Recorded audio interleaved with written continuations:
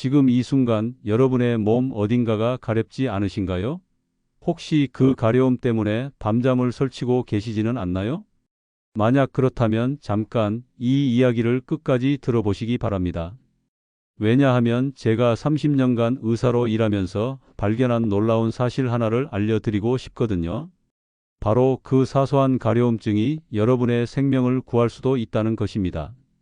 혹시 요즘 몸 어딘가가 자꾸 간질간질하지 않으신가요? 팔이나 다리 아니면 등이나 머리. 어디선가 계속 가려운 느낌이 드시지는 않나요? 아마 많은 분들이 그냥 나이 들어서 그런 거겠지, 피부가 건조해져서 그런가 보다 하고 넘기고 계실 겁니다. 하지만 오늘 제가 여러분께 꼭 전해드리고 싶은 이야기가 있습니다. 지금 여러분이 느끼고 계신 그 가려움증이 혹시 우리 몸이 보내는 중요한 신호일 수도 있다는 것입니다. 제가 진료실에서 만난 한 분을 떠올려 봅니다. 70대 중반의 박 할아버지셨는데 몇 달 동안 종아리가 자꾸 가려워서 오셨더라고요. 처음엔 그냥 혈액순환이 안 좋아서 그런 줄 알았다고 하시더군요. 그런데 아무리 마사지를 받아도 혈액순환 개선제를 드셔도 나아지지 않았답니다. 특히 밤만 되면 더 심해져서 잠도 제대로 못 주무시겠다고 하시면서 마지못해 병원에 오신 거였어요. 검사를 해보니 뜻밖에도 초기 혈액암이 발견됐습니다. 다행히 일찍 발견해서 치료가 잘 됐지만 만약 그 가려움증을 계속 무시하셨다면 어땠을까요? 또 다른 분도 생각납니다. 60대 후반의 김 할머니셨는데 등 한가운데가 계속 가려워서 매트리스까지 바꿔보셨다고 하더군요. 가족들은 그냥 스트레스 때문이라고 했고 본인도 그런 줄 알았대요. 하지만 결국 췌장에 문제가 있다는 걸 알게 됐습니다. 이런 일들을 겪으면서 저는 깨달았습니다. 우리 몸은 정말 똑똑합니다. 뭔가 문제가 생기면 반드시 신호를 보내거든요. 그런데 우리가 그 신호를 제대로 읽지 못하거나 아니면 대수롭지 않게 여기고 넘어가는 경우가 너무 많아요. 특히 가려움증 같은 경우에는 더욱 그렇습니다.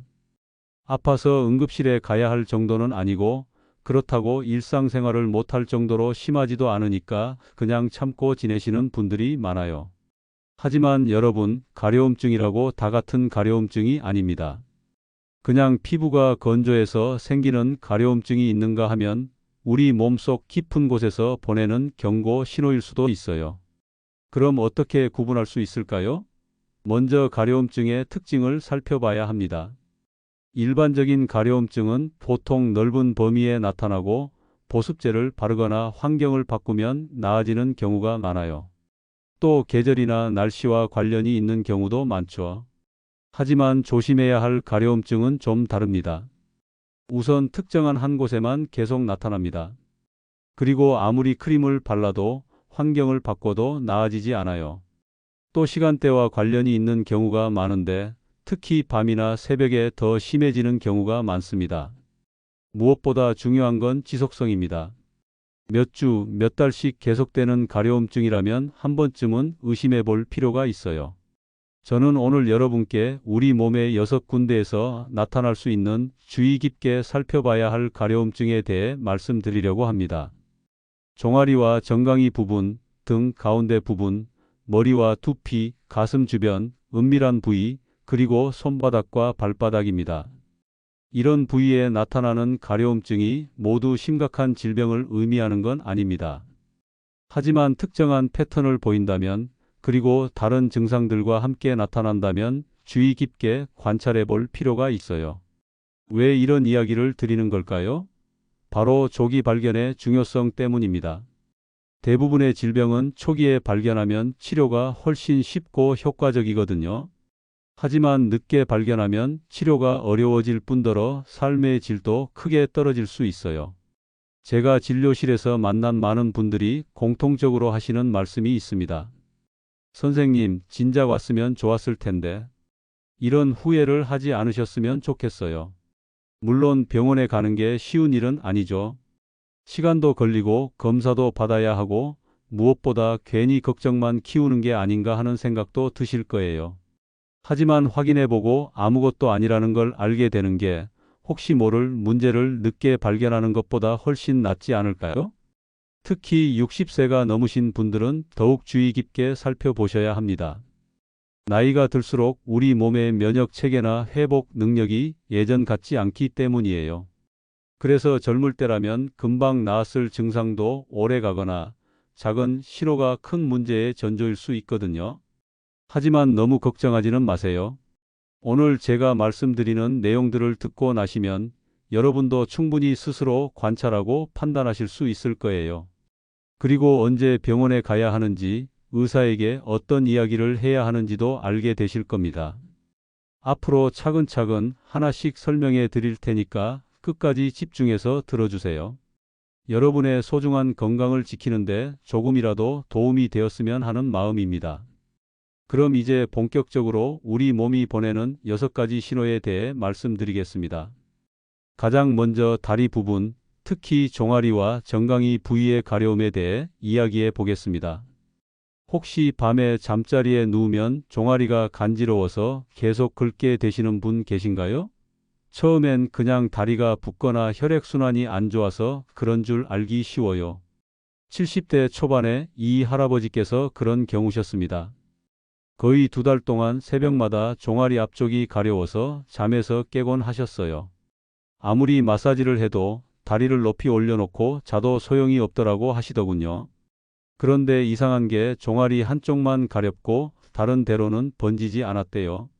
나중에 검사를 해보니 혈액에 문제가 있다는 걸 알게 됐습니다. 우리 몸의 면역 체계에 이상이 생기면 염증을 일으키는 물질들이 혈액을 타고 돌아다녀요. 그런데 이 물질들이 특히 다리 부위의 신경을 자극해서 가려움을 일으키는 거랍니다.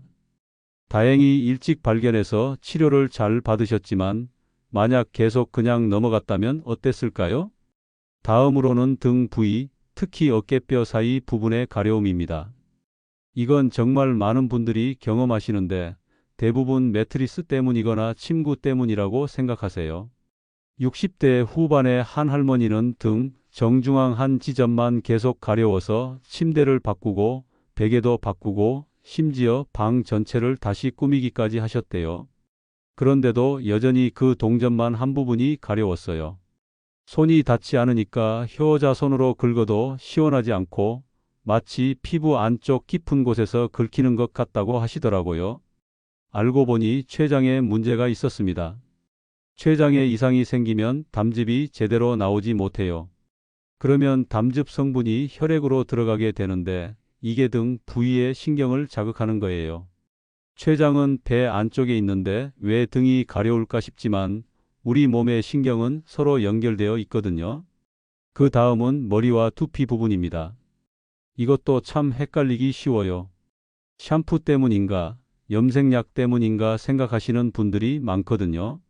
70대 중반의 한 할아버지는 귀 뒤쪽 머리 부분만 자꾸 가려워서 샴푸를 여러 번 바꿔보셨어요. 순한 걸로도 써보고 약용 샴푸도 써보고 심지어 아예 샴푸를 안 쓰고 물로만 감아봐도 소용없었대요. 특히 밤에 더 가려워서 베개에 머리를 대고 있기가 힘들 정도였다고 하시더라고요. 혈액 검사를 해보니 백혈구에 이상이 있었어요. 백혈병이라는 병인데 이때 비정상적인 백혈구들이 염증 물질을 많이 만들어내거든요. 이 물질들이 두피의 예민한 신경을 자극해서 가려움을 일으키는 거예요. 두피는 신경이 정말 많이 분포되어 있어서 이런 변화에 민감하게 반응해요.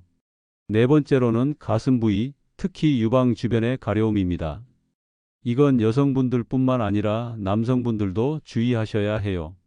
60대 후반의 한 할머니는 오른쪽 가슴 아래쪽이 자꾸 가려워서 속옷 때문이라고 생각하셨어요. 와이어 없는 브래지어로 바꿔도 보고 면 소재로도 바꿔봤는데 소용없었대요. 마치 안에서 뭔가가 부드럽게 긁는 것 같은 느낌이었다고 하시더라고요. 나중에 그 부위 피부가 약간 두꺼워지고 오렌지 껍질 같은 질감으로 변하기 시작했어요. 검사를 받아보니 염증성 유방암이라는 특별한 종류의 암이었습니다. 이런 경우에는 덩어리가 만져지지 않는 경우가 많아서 발견이 늦어지기 쉬워요. 남성분들도 예외가 아닙니다.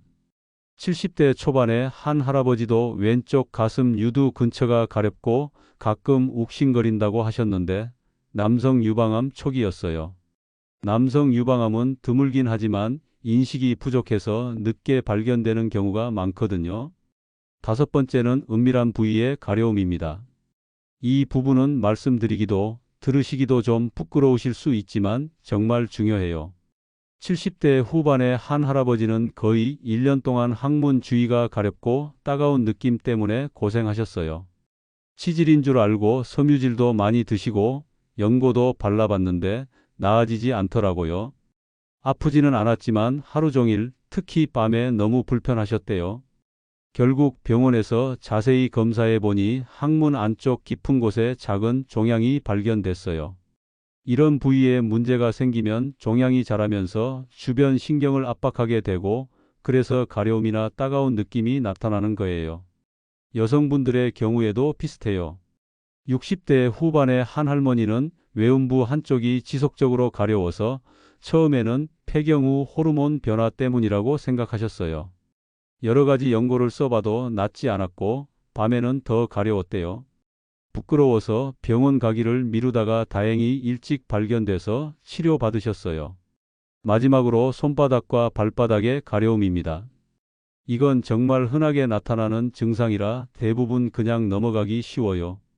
70살의 한 할아버지는 양쪽 손바닥이 계속 가려워서 핸드크림을 하루에도 몇 번씩 바르셨어요. 나이가 들어서 피부가 건조해진 줄 알았는데 나중에 기침도 나고 소화도 잘 안 되기 시작했어요. 병원에서 검사를 받아보니 폐에 문제가 있다는 걸 알게 됐어요. 내장에 문제가 생겨서 진행되면 여러 가지 독성 물질들이 혈액으로 들어가게 되거든요. 이 물질들이 손발 끝에 예민한 신경에 영향을 주어서 가려움이나 저린 느낌을 일으키는 거예요. 이렇게 6가지 부위의 가려움증에 대해 말씀드렸는데 모든 가려움증이 심각한 문제를 의미하는 건 아니에요. 하지만 몇 가지 특징을 보인다면 주의 깊게 살펴보셔야 해요. 무엇보다 3주 이상 같은 부위가 지속적으로 가렵다면 한 번쯤은 병원에 가보시는 게 좋아요. 또 보습제나 가려움 완화 크림을 발라도 전혀 효과가 없거나 밤에 더 심해져서 잠을 못 이룰 정도라면 더욱 주의하셔야 해요. 그리고 피부 겉모습은 멀쩡한데 속에서 긁히는 듯한 느낌이 든다면 반드시 확인해 보세요. 자, 이제 마지막으로 여러분이 집에서 스스로 할 수 있는 간단한 점검 방법들을 알려드리겠습니다. 먼저 달력을 하나 준비하세요. 그리고 가려운 날에는 작은 표시를 해두세요. 어느 부위가 가려웠는지, 언제 더 심했는지도 간단히 적어두시면 더 좋고요. 이렇게 3주 정도 기록해 보시면 패턴이 보일 거예요. 예를 들어 매일 밤 같은 시간에 같은 부위가 가렵다든지 아니면 특정 요일에만 그렇다든지 말이에요. 만약 매일 같은 부위가 가렵다면 이건 단순한 알레르기나 건조함이 아닐 가능성이 높아요. 그 다음으로는 보습제 테스트를 해보세요. 좋은 보습제를 일주일 정도 꾸준히 발라보세요. 하루에 2번 아침 저녁으로 발라보시고요. 만약 일반적인 건조성 가려움이라면 사흘에서 일주일 사이에 분명히 나아질 거예요. 하지만 아무런 변화가 없다면 다른 원인을 생각해 봐야 해요. 또 중요한 건 다른 증상들도 함께 살펴보는 거예요. 가려움증과 함께 이유 없이 피곤하거나 체중이 줄거나 밤에 식은 땀을 흘리거나 미열이 나거나 소화가 안 되거나 기침이 나는 증상이 있다면 더욱 주의하셔야 해요. 이런 증상들은 우리 몸 전체에 뭔가 변화가 일어나고 있다는 신호일 수 있거든요. 특히 여러 가지 증상이 동시에 나타난다면 반드시 병원에 가보시기 바라요. 그리고 가족력도 한번 생각해 보세요. 부모님이나 형제 자매 중에 암 병력이 있으시다면 더욱 조심스럽게 관찰하셔야 해요. 유전적인 요소가 있을 수 있거든요. 만약 병원에 가시게 된다면 의사에게 정확한 정보를 전달하는 게 정말 중요해요. 언제부터 가려웠는지, 하루 중 언제 더 심한지, 어떤 느낌인지, 다른 증상은 없는지, 가족력은 어떤지 등을 자세히 말씀해 주세요. 아까 말씀드린 달력 기록을 가져가시면 더욱 도움이 될 거예요. 의사 입장에서도 환자분이 정확한 정보를 주시면 진단하기가 훨씬 쉬워지거든요. 혹시 병원 가기를 망설이고 계신다면 이렇게 생각해 보세요. 검사를 받고 아무것도 아니라는 걸 확인하는 게 혹시 모를 문제를 늦게 발견하는 것보다 훨씬 낫다는 걸요. 제가 진료실에서 만난 환자분들 중에 선생님, 진작 왔으면 좋았을 텐데라고 후회하시는 분들이 정말 많거든요. 반대로 괜히 걱정했네요 라고 웃으며 돌아가시는 분들도 많아요. 어느 쪽이 더 다행인 일일까요? 특히 60세가 넘으신 분들은 정기적으로 건강검진을 받으시는 게 좋아요. 1년에 한 번 정도는 종합검진을 받으시고 평소에 몸의 변화를 잘 관찰하시기 바라요. 그런데 여기서 정말 중요한 한 가지를 말씀드리고 싶어요. 너무 과도하게 걱정하지는 마세요. 몸의 신호를 주의 깊게 관찰하는 것과 지나치게 걱정하는 건 다른 거거든요. 가려움증이 있다고 해서 모두 심각한 병인 건 아니에요. 대부분은 정말 단순한 피부 건조나 알레르기인 경우가 많아요. 다만 특정한 패턴을 보인다면, 그리고 다른 방법으로 해결되지 않는다면 확인해 보자는 거죠. 건강한 삶을 위해서는 적당한 관심과 주의가 필요해요. 너무 무관심해도 안 되고, 너무 신경질적으로 걱정해도 안 되고요.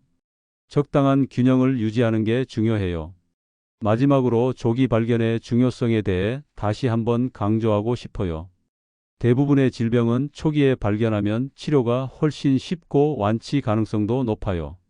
하지만 늦게 발견하면 치료가 어려워질 뿐더러 삶의 질도 크게 떨어질 수 있어요.